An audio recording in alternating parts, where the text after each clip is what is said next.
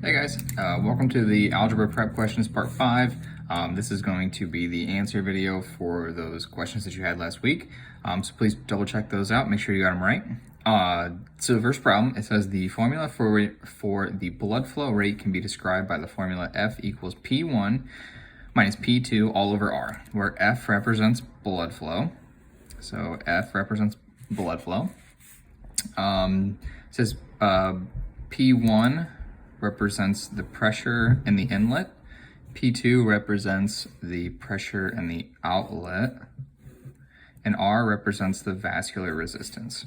So it says solve the formula for the vascular resistance. So we know that R is our vascular resistance. Oof, excuse my handwriting today. So what we need to do is let's take our formula F equals P1 minus P2 all over R. We need to solve for R. We need to get R by itself. So what I'm going to do, in order to get R by itself, I'm going to multiply R on both sides. So I'm going to say times R. And when you have R over R, you get R over R, which is just 1, right? So then the R's on this side, they're going to cancel out. So they're going to cancel. So then you're left with FR equals P1 minus P2. So FR equals P1 minus P2. And now, what do I need to do? Well, I just need to divide by F on both sides. So I divide by F on both sides. The F's cancel out. And then you're just left with this R equals P1 minus P2 all over F. And that's your answer. So let's write R equals P1 minus P2 all over F. The second part just says that Diana says the pressure in the outlet can be found using the formula P1 equals RF plus P2. Is she correct? Well, if we take the step that we had from right here and we write FR equals P1 minus P2. If we get P1 by itself, let's see what happens. So I'll add P2 to both sides.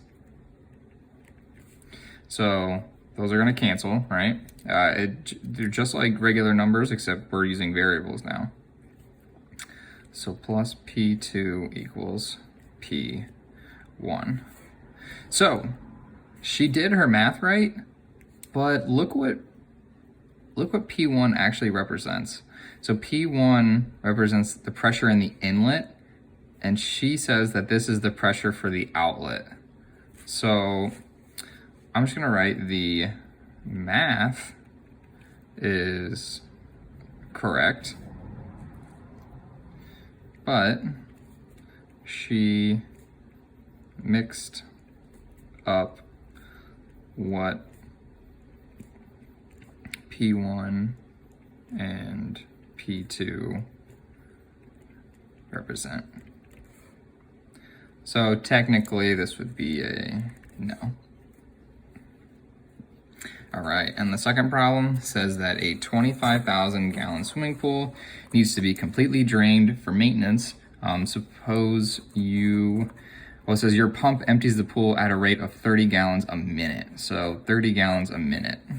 Part A says let H represent the number of hours the pool has been draining. Write an equation that can be used to determine the number of hours it will take to completely drain the pool. So first off, this is talking about hours. This is talking about minutes. So what I'm going to do right away is I'm going to take 30 and I'm going to multiply that. Well, how many minutes are in an hour? Well, there's 60 minutes in an hour. So I'm going to multiply this by 60. And when you do that, you get 1800. So we know that for every hour, 1800 gallons are being drained from this pool. What we want to know is a formula. So let's start off with what we have. starting off at this 25,000 gallons. And then every hour, we're gonna take away 1,800. And we wanna be able to put in any hour, so I'm gonna let H be the number of hours.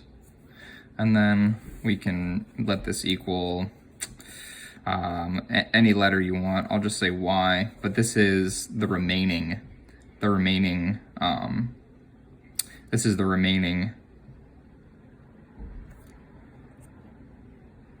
gallons in the pool, sorry. So there you go. All right, make sure you got those right, and I will see you in the next video for the transformations of quadratic functions. All right, bye.